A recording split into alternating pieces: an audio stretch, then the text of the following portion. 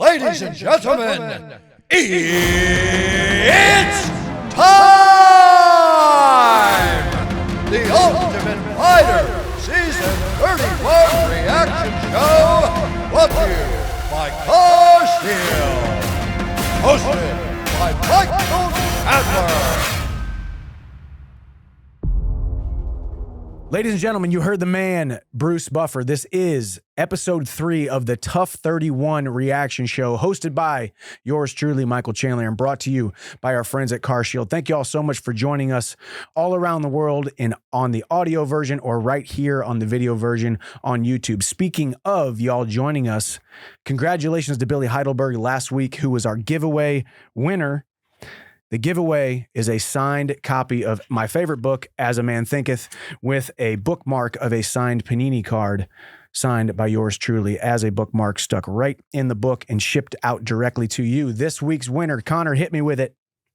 We got Christopher Rice. Christopher Rice, congratulations. You are the winner from episode 2. So next week we will announce the winner from this episode. So make sure you check the link in the description of this YouTube video or the link in the description on our audio version, or it's in my Instagram bio as well. Now let's get right into episode 3. But before we do, I am joined by a phenomenal, very special guest, a very good friend of mine. I am a fan of his music. He is a Nashville native. He is writer and country music star, ERNEST. What's up? How are we, man? I'm good, dude. Good, man. Having you in here. We just watched the episode together. Yes. Talked about a little bit of the parallels of the come up from country music. Yeah. What it would be like if you had to be stuck in a house full of 15 other dudes farting all over the place. God. Could be worse. It could be worse, you know, and the parallels between, you know, we talked about, we'll get into it later, but Austin Hubbard, maybe Justin Gaethje making a phone call to get him on the show, or how these guys got recognized. It's a small community. Definitely. You know, similar to country music. Yeah, definitely. I mean, there are so many people just in this area code that Nashville, Tennessee. Yeah, that want to be where I'm at, or, you know, you talk about the circle or whatever, the bubble you got to get into, and it's true, but like, it's a dogfight because there's really no middle class of this lifestyle. It's that like makes sense, yeah. You're hungry and you're grinding and you're writing 200 songs a year, and maybe a couple of them get heard. Maybe one of them gets cut. Maybe that cut goes on to be a single, which is where money starts getting made, and maybe that single goes number 1. Wow. So like, yeah, there's a lot of people fighting for it, and it is the parallel. Obviously, we're not in there getting our shit kicked in, yeah. But you know, the late nights at Red Door can turn into that. But it is wild because these people have, you know, families that are sacrificing their time away, and we're betting our life that this is what we're going to be able to do for our career and feed our families and feed ourselves. So it is nuts. There's a lot on the line. Yeah. Well, and the age old question of how long do you hang on to, you know, and we talked about this too in your industry. I mean, the amount of people who move here with the stars in their eyes thinking, hey, I'm going to move to Nashville. I'm going to meet the right people. I'm going to get in the right writing rooms. I'm going to do the right writers rounds. I'm going to be busting tables at Losers or whatever and end up meeting the right person. Or maybe I get one of those songs. Maybe I get in the right room. Veterans versus prospects. All of my guys have been at the highest level, have fought with Dana White sitting there, watching him fight, watching them be in the UFC, and then losing a fight, maybe losing a couple fights.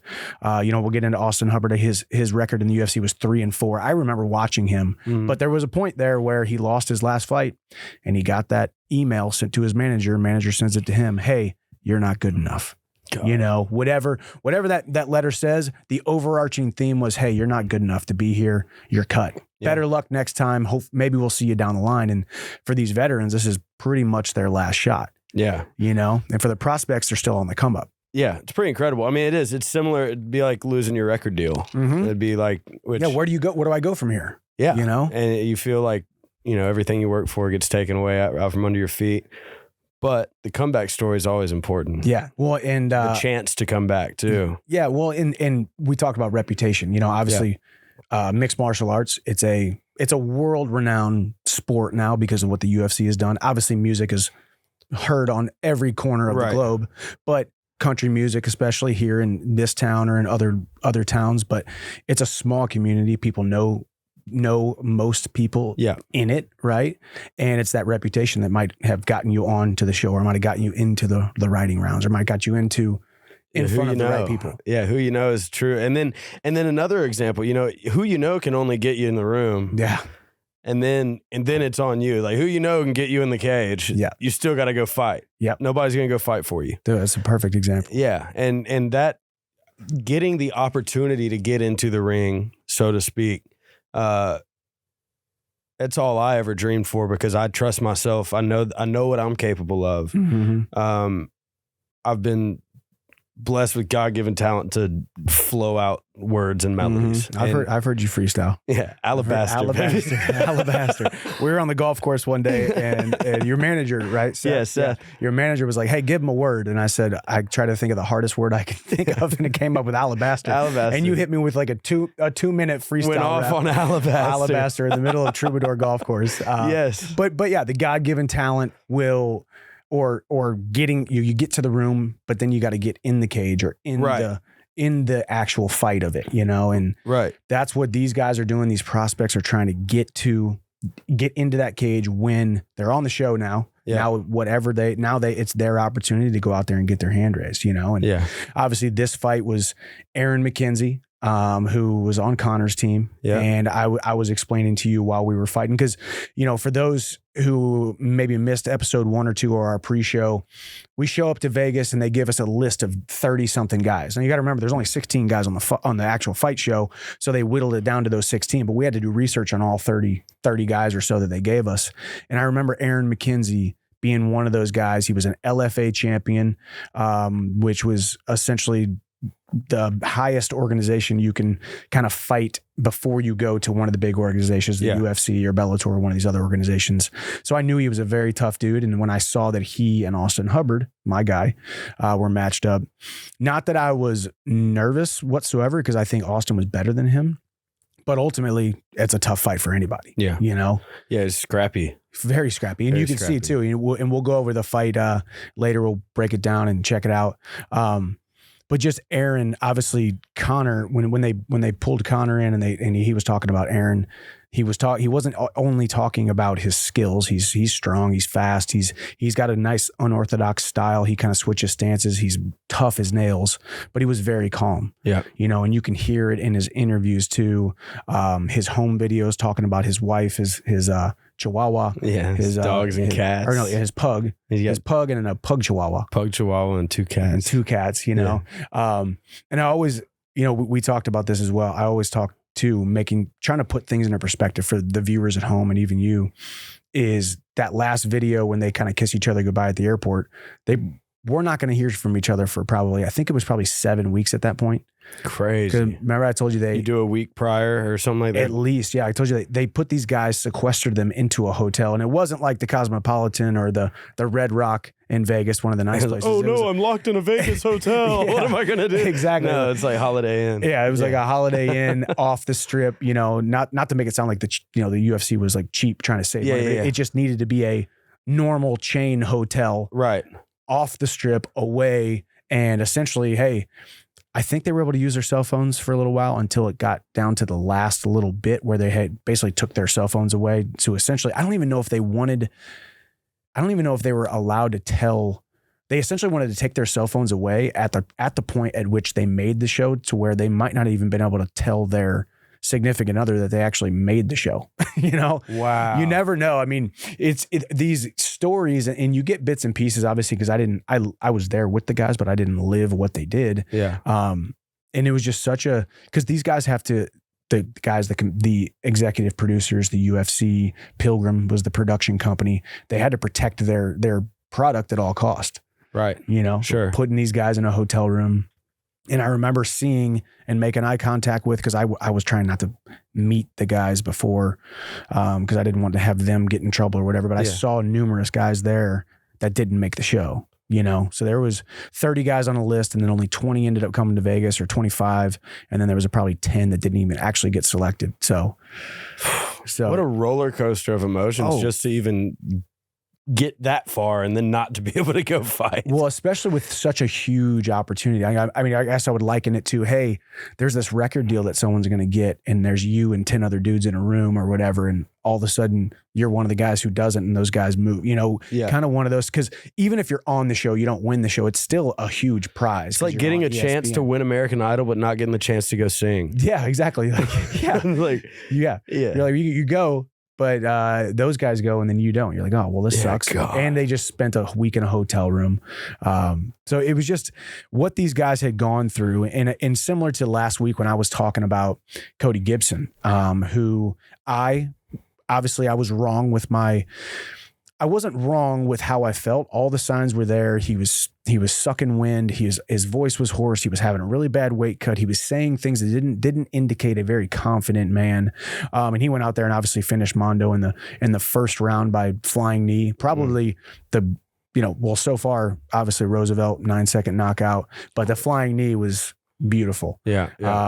And there was a really cool moment there where we talked about adoption, because Cody was adopted. We talked about my two boys, and you told me before the show as well that you were adopted as well, right? Yeah, I was adopted in Nashville, 3 weeks old. 3 weeks old, man. And that's just, without going all the way down that road, it's another example that in my life of like, I'm supposed to be here. Dude. And all of the factors that could have been different, one household different in that selection process. Mm-hmm.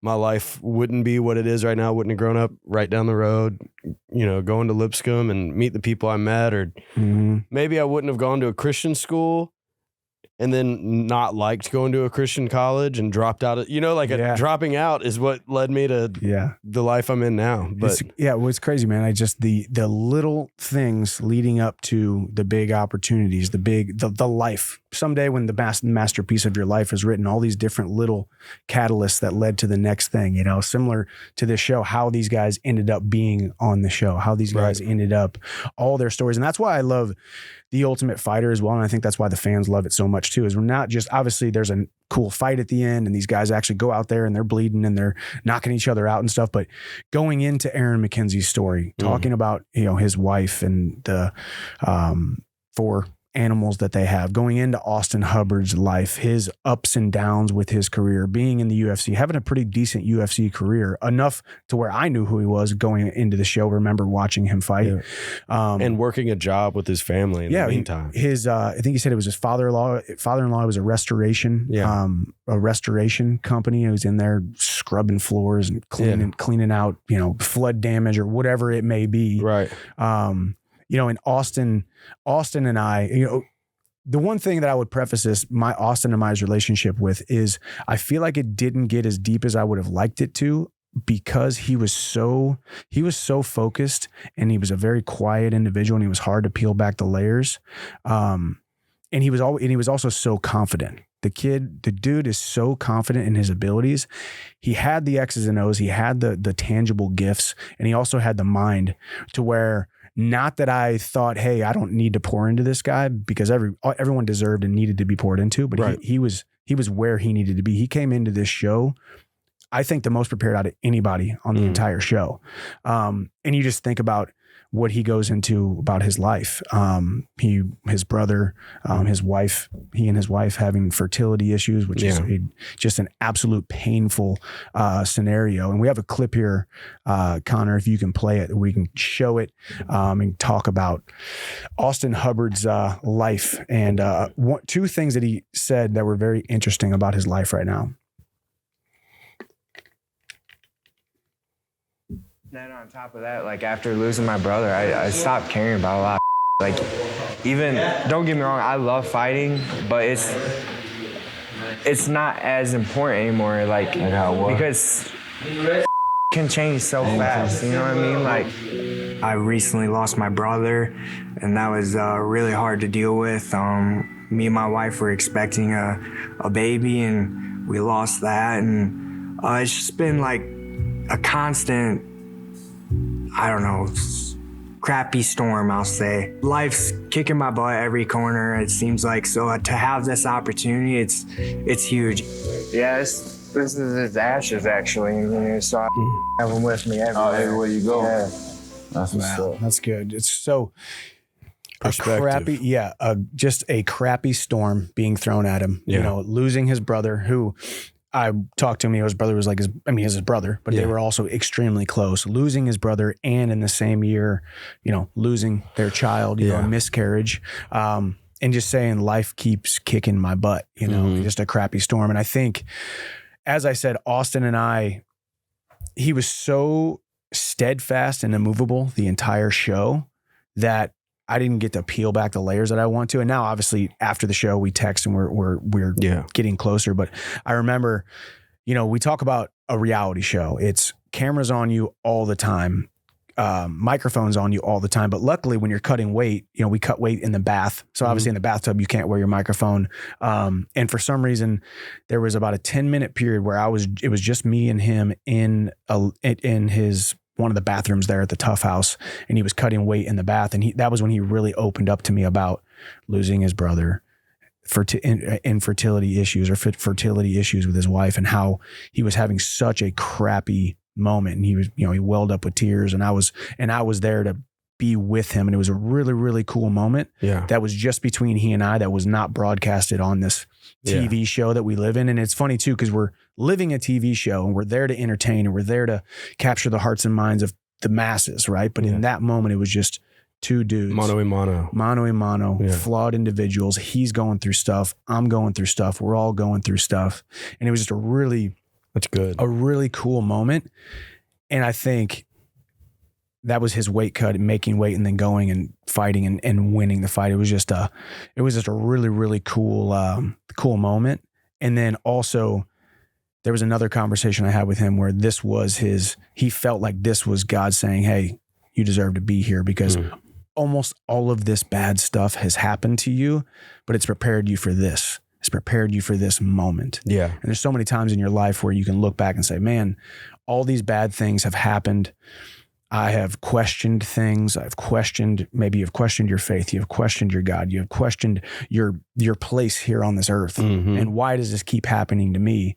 But then for him to show up, take this opportunity by the horns, and 100% show up and have a joy and a zeal that he had, man, it was just really, really cool, because it peeled back the camera side of things and turned it into a more human show. Definitely. I like the guy a lot.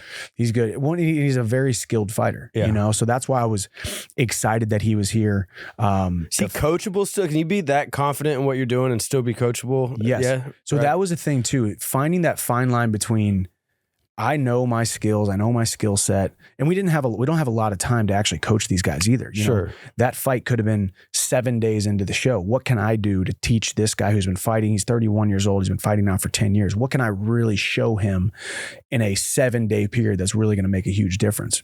You know, but that's one thing I will say about Team Chandler is we created such a cool camaraderie, and maybe there was just a ton of respect for me as the coach, which I really appreciated that. Yeah.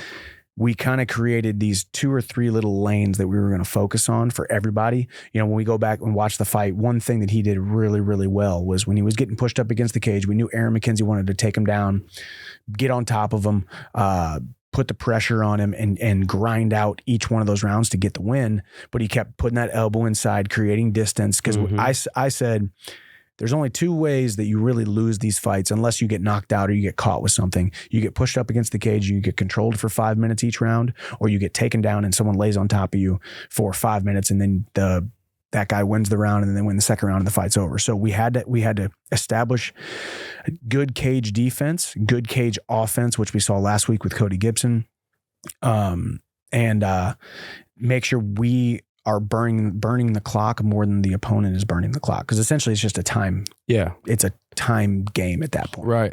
Who's in a more dominant position for more of the time. Yeah. That's really all it was. So yeah, I mean, it was really cool. So then aside from the fight, one of my notes here, Conor McGregor, let's talk about Conor McGregor and the action figures. Okay. Let's talk about Conor McGregor and the action figures. I'll talk about the kid too. I mean, he just had the best day ever. His name was Samuel Romero. So shout out to Samuel Romero. Hopefully you're watching this. Yeah. Kid out of Make California. me a figurine. I want a figurine. Yeah, you need to go into country music figurines, dude. Throw some boots on them things. That'd be awesome. Right? That was cool. And just cool to see Conor humanized for a minute, interacting with a kid and the toys. Well, and that's why it's so important too when people actually see the episode. I love that Conor was engaged. He was there. Like you said, that was the best day of Samuel Romero's life, right? To get to meet Conor. Because in the promo, when they said next week on, The Ultimate Fighter, when they said that last week, it just basically showed a figurine and it showed Conor handing him some cash. Right. So it just looked like, and to be honest with you, I was a little judgy and I was like, oh, okay, there goes Conor throwing around money again. There goes Conor trying to be the rich guy in the room. But to see Conor humanized, to ask questions, to be looking at the figure and say, hey, tell me about this. Tell me genuinely excited. Genuinely asking the kid, how do you make these things? You know? And he said like Brock Lesnar's legs. And then he, what did he say? He painted customized decals to do the tattoos and painted the shorts. Yeah. So, I mean, the kid put time into this. Yeah. And Conor pulled out a wad of cash and gave it to him. But he also put a bigger wad back in his pocket. He pulled out a massive wad and gave the kid a good size wad and put back a bigger wad. Either way, there was a lot of wads of cash. A lot of wads getting thrown around. So at first, I was like, oh, there goes Conor being Conor. But it was a cool moment. And to hear Dana before that say, hey, whenever he sees his guys, us fighters do that kind of stuff, ultimately, it grows the sport because it shows that we are just humans. We're not just a bunch of pugilist animals in the cage. We're kind of normal. Most of us, we have hearts in here somewhere. I know. Somewhere it goes out the window whenever we're in the cage, obviously, because we're savages. But dude, that's, I mean, not even to get off subject, that having that separation's wild because you come out of the cage and you have a family and a normal life and friends and stuff. But it's like, what is that? Is that like just a flip that you got to switch when you walk in there? It's like, what is it? Dude said, I'm prepared to die. It's like, you just walk in there. It's like, I'm going to kill you today. Yeah. I mean, pretty much. I mean, that's the game that we know we signed up for. It's the game that we know that we're playing. And for me, it's never, different guys' motivations are different too. There are some guys who legitimately have to visualize his opponent spitting on his mom or smacking his wife or doing something horrible to someone that they love in order to get them up to be able to fight and hurt somebody. To me, it's never been about hurting anybody. Truthfully, there's been times in my career where I have disliked the guy and I don't fight the way that I want to fight. I don't feel the way I want to feel in the cage. I want to go into the cage with a full heart, full of emotion, full of gratitude, full of happiness and joy. As bass backwards as that sounds, I know I'm in my best state when I'm in the back warming up and I'm listening to my music and tears are coming into my eyes. Like my eyes are welling up with tears because I'm thinking about my wife. I'm thinking about my kids. I'm thinking about this platform that God has put me on and just being so full of gratefulness and joy and peace, even though it's about to step into chaos. Yeah. Absolutely tied onto a tornado and in danger, Yeah. So for me, it's that's how I'm wired, you know, and then I go in there and then Bruce Buffer yells your name and then you're like, okay, then you go to the middle and I usually like to get hit kind of first and then I'm like, okay, now I'm going to fight. And then like, okay, now I can go. Now I'm coming after you, Did you ever street fight growing up? I didn't. That was one kind of interesting tidbit about me is like, I do not like confrontation. I do not like, fighting makes me freaking weird. It makes me feel weird. For a fighter, that's kind of a weird little... I like sanctioned bouts inside of a cage, but I don't like street fights, Yeah, because I feel like I would prefer to punch myself in the face to fire myself up. Yeah, right. But just be like taste a little bit of your own blood. Yeah, just a little bit. But I'd probably rather just have a beer and not. There you go. Just chill. Exactly. Well, we're going to get into the actual fight here in a second with the weigh-ins as well. But right now is a good time to take a break to hear a word from our sponsor. Now's a good time to thank our show sponsor, CarShield. We're all about who's the greatest here, and CarShield really goes to the mat for vehicle owners. They're the #1 most trusted auto service protection company in America, and they're here to help protect you from surprise car repair costs. Flexible month-to-month plans through CarShield can cover up to 5,000 parts of your car after they break down. When you're covered through CarShield, you'll always have someone in your corner at the repair shop. Visit carshield.com and check it out now. Now, back to the show. Okay, welcome back. Thank you to our sponsor, CarShield. And we're going to get into the fight. Yeah. Aaron McKenzie versus Austin Hubbard. Obviously, Aaron McKenzie of Team McGregor, Austin Hubbard, my dude in red on Team Chandler. And as I said kind of in the very beginning of this, I had scouted Aaron McKenzie, had seen his fights in LFA, knew that he was an LFA champion, had a ton of potential, still a very bright future in the sport, tough as nails. Round one, McKenzie had a decent amount of cage control. We knew right away Aaron McKenzie, a BJJ guy, more of a ground specialist. And if you look at his highlights, he's quite devastating on the ground when it comes to ground and pound control, picking guys up, putting them down. But Austin Hubbard would just not be denied. Austin Hubbard's defense, you saw that first. I think Aaron McKenzie shot within the first minute or so, 30 seconds or so. Got his hips in, hit him with the hips, and then McKenzie's like, oh boy, because that was after Hubbard hit him with and I'll tell you right, man, his nickname is Thud. Obviously, Hub. Well, Thud. Thud is his nickname. So like Thud Hubbard. Yeah. Because the dude hit freaking hard. Yeah, that's what I was telling you. It's so different being able to hear the punches and kicks and shit versus when it's on, big broadcast. Yeah. And it's loud. Yeah, exactly. Because there's nobody there in the UFC Apex or the Ultimate Fighter, fight arena where we were at. But Austin Hubbard, he always wore elbow pads whenever he was training. I think he had kind of a swollen elbow too going into the show. The dude's little bursa sack. Yeah, really? A little bursa sack, dude, for real. And obviously, as we'll see here in a second, those elbows he threw, he was not afraid to throw them. He didn't care. But the dude, he never threw with a lot of speed, but when it landed, I swear it was some of the hardest punches I've ever felt with a 155er. He was only weighing, because you got to remember too, for the fans at home and even you, because we've been talking about weight cutting a little bit, these guys have to weigh in within 2 weeks of each other essentially. So this was the week 1 fights, and he was going to fight again week 3. So he had to make 155 or 156 that first weigh-in, and then he only had another 12 days, essentially 13 days to make the weight again. So these guys had to come in. If you had to weigh in at 156, you needed to be hovering about 166 max, because if you're sitting in the 70s, 80s, it's going to be tough for you to make that weight. Sure. So he was lighter. He was in the 60s. He always had kept his weight under control, but his thuds that he threw, man, hard punches. Yeah. So he was throwing those hard punches. McKenzie was trying to take him down, and then he hurt Aaron McKenzie twice. We'll see the highlights, but it's a 1-2 with uppercut, dropped him.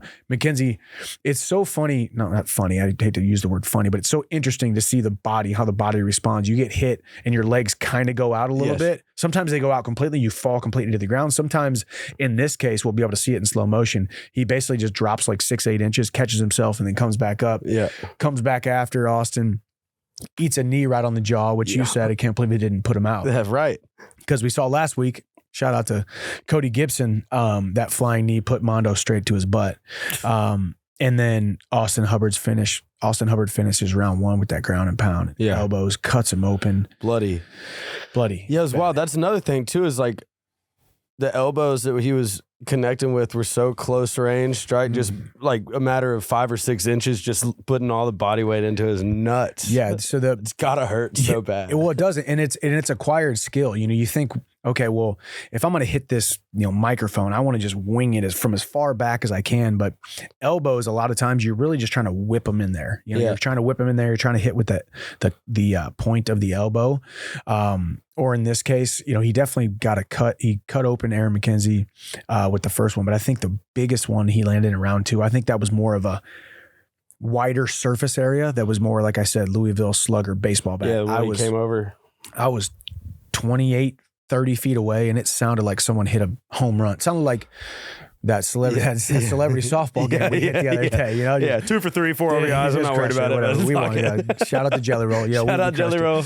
But it sounded like a baseball bat. And then in round 2, Austin hit him with a couple counter left hooks, 2-1 or 2-1 on the cage. Good cage defense, which I was extremely proud of, because that was really what we worked on. Because I said, hey, the only way you lose this fight if Aaron McKenzie makes it a grimy grinder of a fight where he just pushes you up against the cage and controls you. So let's take a look at the highlights. I think we might have what Dana said in here as well. So roll the tape.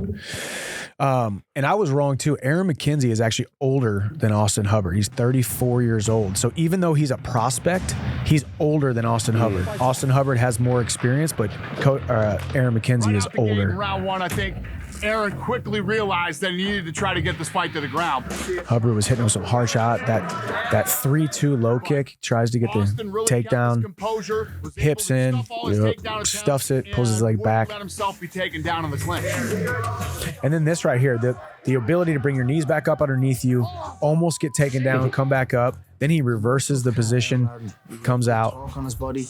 And he was letting some big shots go. And Austin was doing a good job of coming in range and then out of range, making Aaron miss. There's the uppercut, drops him 6-8 inches, high kick, and then boom, a big knee. Aaron McKenzie is an absolute stud for there and just not giving up right there. Picking him up and putting him down, controlling him, breaking his will. And then now you see, obviously he makes that cut. Leak. Round 1 ended. I thought round 1 was going to be ended in a TKO, and Aaron McKenzie toughs it out. Austin capitalized on the damage that he did in round 1 and just dominated the second round. Yeah, second round, he just stayed very basic, hits him with some big ones, pull back 1-2s. Aaron was having to try to force the takedowns, you know, which when you get put in a position where you're forcing the takedown, it makes it tough.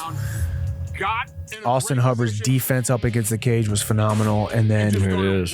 Yeah, just raining elbows. You see the huge welt on Aaron's left eye. I think they didn't show the hardest one because maybe it was not kid friendly for ESPN because it was absolutely brutal, tough. It would have been a lot different. What about unanimous decision? Moving on. Austin. Just so proud of him here too. I think I walked away.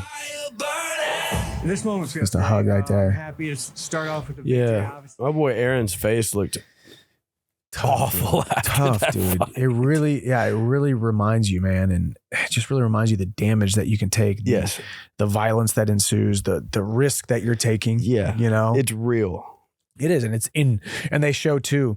What they do a really good job of doing as well is the thrill of victory. You know, they go right. They show me hugging Austin, saying, "I'm so proud of you. You were so composed in there, and you fought just such a perfect fight." Because it was a dogfight. It was still a dogfight. We just saw the highlights, but it was still a dogfight. Aaron McKenzie would not be denied. Yeah, he lost the fight, but he did not give up. He was not wavering. Right. Yeah, he was fighting hard. Yeah, he was fighting. You know, fighting hard, a dogfight. So it shows that the thrill of victory, and then it goes back to the agony of defeat, you know, with Aaron, you know, his exit interview, just face doubled in size on his left side, purple all the way around his eyeball. Taking an ambulance ride home. Oh man, actually, I'm glad you brought that up. Yeah, in the exit interview, you know, he said, "I have no regrets," and then it just shows him leaving in the ambulance, crying through the little door. You know, and I don't, you know, we use the word crying. I think real men cry, right? Yeah, I think real men show emotion. Real men cry. Real men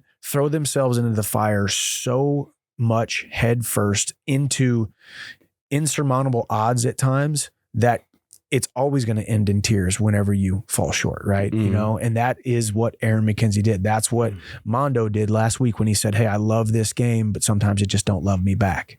You know, Nate Jennerman, the week 1, when he gets knocked out in 9 seconds by Roosevelt Roberts, and the producers ask him, "Hey, if you could talk to your family, what would you say?" Or people back home, "Hey, I tried my best. I love you and I'm sorry." You know, that feeling of I'm sorry, those tears coming down, like welling so much emotion up inside of you because you tried so given hard. So much to it. Yeah, you wanted to win so badly. So it's just a crazy sport, man. And the highs are so high and the lows are so low. And you know what was really funny too is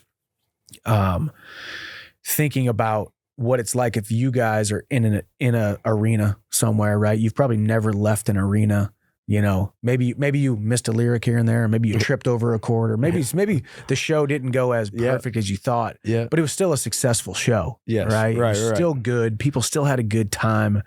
Yeah. Maybe audio went out here. It's not such a definitive win or loss type of evening. Yeah. And we're probably walking out with all of our teeth and everything. Maybe. Unless you're at a Jelly Roll concert. Yeah, exactly. But well, yeah. And also too, you get another opportunity to get right back in the win column. Let's say you played a show in wherever in Cincinnati one night, it wasn't that great. You didn't feel great about it, but then you go over to Columbus the next day and it's absolutely phenomenal. You get back in the win column where these guys gotta wait, you know, which we saw in the very beginning when we were watching the show, Nate Jennerman still having to train with Aaron McKenzie. Aaron McKenzie's still chasing the dream while Nate Jennerman's, you know, dreams got shattered and he has to still show up for his teammate there. Yeah. And he's not going to get the opportunity to fight and get back into the quote unquote win column for months, could be a year, who knows, you know? Yeah. The ability to continue to try to stay positive toward the goal without having that positive reinforcement of a win. Yeah. Mental toughness and discipline is crazy for you guys, man. So yeah, I mean, we can compare some elements, but what we do is so pussy compared to what y'all do. I mean, because we get Thursday, Friday, Saturday to go sing our songs in front of big crowd of people, but you know, like taking it back to the early days. I mean, I was working at Donut Den and like, oh my gosh, right there. Oh yeah, I was working at Donut Den and I was making hardly any money at all. And I first signed a pub deal, it was like for $25,000 a year, but it was just so I can say I'm a songwriter. It's like $25,000 a year ain't doing nothing. It's like I still need more money than this. Yeah. And it took 6-7 years of just writing songs that didn't have any life. Wow. Before one started clicking. And, you know, Florida Georgia Line cut one and put it on their record, and then it was a single. And then in 2017, that's when we started really, me and Morgan started really getting after it, writing and stuff. And then, you know, we had some Morgan songs and then more Morgan songs, and then other people want to cut songs. It's a slow build, but I definitely spent that first 8 or 9 years grinding because my livelihood, my life didn't depend on it, but my livelihood and what I wanted to make for myself and how I wanted to support my family. Like I bet my life that I could make this music thing work. Yep. And, yeah, that's about the only comparison to fighting for that. But what y'all do, man, I just respect it so much. And getting to know you too, you are as good of a guy as you appear to be, you know? Dude, and it's awesome. You can go out there and be such an animal and you're a bad man. Yeah. You're a bad man, but you're a great man. And I'm happy to know you. Thank you, man. No, I try to just, you know, and maybe to a fault, you know, I think I could play a character more on the microphones or play a character more on TV, but I'm just like, man, it's just not me, you know. I'm just trying to just want to be me, authentically me. It just feel what feels right, you know. Yes. And yeah, just been grinding for a long time, similar to you. You know, my Donut Den days where I never worked at the Donut Den, but you know. Did you have a shitty job? My first job ever was Blockbuster. But then the cool thing is I was able to get paid via sports after. You know, now you're a head buster. Yeah, now I'm a head buster. Blockbuster went out of business. Knee up the butt. Knee up the butt, dude. We're going to make t-shirts that say knee up the butt. Yeah. I think I said that about 15 times. Yeah, it's great. Which that's a wrestling term. It basically just means shift the weight on his hands so he can't get up, but knee up the butt. Great quote. Great quote, you know, but... you know, so then Blockbuster guy. Well, Blockbuster at first. That was like the only job I had in, you know, at a brick and mortar. Then I worked some hard labor and stuff like drug dealing and stuff like that. Doing silt fences. Okay, got it. Digging ditches and silt fences. And then after that, since I was a decent wrestler, I was able to do wrestling camps and got paid doing those. That was the only way I ever made money. And then I started fighting after that. So the come up is it's long. So anybody out there who's chasing the dream, I love saying this, and I say it all the time, is that it's not that people don't do the right things. It's that they don't do the right things for long enough. Mm-hmm. You know, you just got to do it long enough. And if it's in the cards for you, which it probably is most of the time, if you really hitch your dreams to that shooting star, when you hitched your dream to that shooting star and you said, this is what I'm going to do, this is who I'm going to be, this is how I'm going to make it, eventually it pays off, and you just have to have the delayed gratification, freaking being in the suck, being in the valley, eating dirt for however long it needs to be. Yeah, you got to fail a lot before you get the dub. And the classic, or meme, or just the image of the guy digging through dirt and giving up right before you can see there's gold right on the other side. Mm-hmm. I think about that all the time. It's like my young guys that are writing and stuff too. It's like, it's going to be a grind. And these are the days where there's not going to be a lot of gratification right now, but like, get through that. I promise you, get through that, because showing up and doing it every day is the only path to getting where you're going. You just got to show up every day. If you show up, we'll show up and we don't have anything scheduled on the book today. We'll show up and I'll bet we write a couple songs today just because we showed up and ran into each other. And that'll get us down the road. 90% of it is just showing up. That's it. And that's consistently. Yeah. Diligent, brilliant with the basics, and the basics are just showing up most of the time. So, yeah, and that's where, man, these guys are. And it was such an honor to coach Austin throughout the show, coaching him to another win. Team Chandler is now 3-0 as we speak. The boys in red are getting after it. My veterans, the dudes who were written off, the dudes who got their walking papers, the dudes who heard you are not good enough, try again next time. They're getting their second shot now. And now 3 of our guys are moving on to the next round. Incredible. And I couldn't be more proud of them. And I think that's a great way to end the show, talking about anybody who is out there watching the physical manifestation of these guys fighting inside of a cage, the guys who are getting their second shot because they didn't quit, and the guys who are still on the come up as the prospects. If you try hard enough for long enough, you will definitely fail, but failure is not final. You can continue to move forward and become the man or woman that you were fashioned to be, similar to yourself, similar to myself. So, man, thank you so much for coming on here. Thanks for having me. Of course, man. Yeah, and we'll definitely be tuning into the rest of the show on ESPN every Tuesday night, 10 o'clock Eastern time, 9 o'clock Central, 7 o'clock Pacific on ESPN, and then the next day it'll be available on ESPN Plus. Thank you guys so much for tuning in. Thank you so much to our special guest, Ernest. Thanks for having me. Thank you. Of course, man. Yeah. Thank you so much. And as always, God bless. We'll see you at the top. Peace.